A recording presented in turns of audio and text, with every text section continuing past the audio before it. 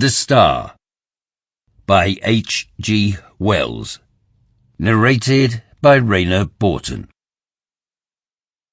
It was on the first day of the new year that the announcement was made, almost simultaneously from 3 observatories, that the motion of the planet Neptune, the outermost of all the planets that wheel about the sun, had become very erratic.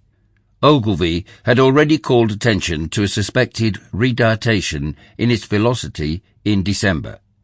Such a piece of news was scarcely calculated to interest a world the greater portion of whose inhabitants were unaware of the existence of the planet Neptune.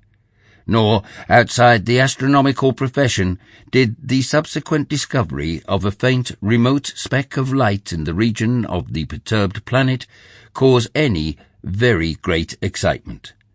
Scientific people, however, found the intelligence remarkable enough, even before it became known that the new body was rapidly growing larger and brighter, and its motion was quite different from the orderly progress of the planets, and that the deflection of Neptune and its satellite was becoming now of an unprecedented kind.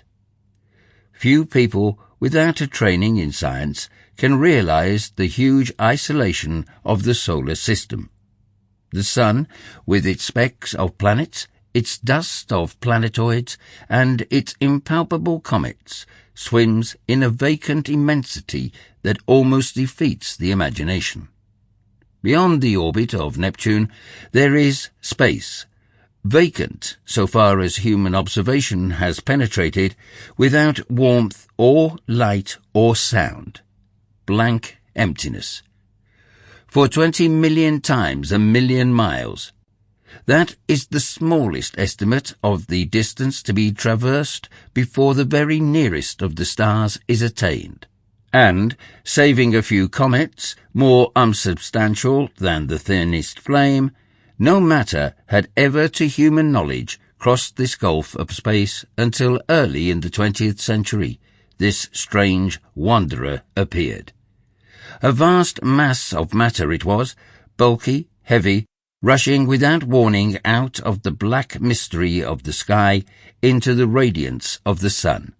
By the second day it was clearly visible to any decent instrument as a speck with a barely sensible diameter, in the constellation Leo near Regulus.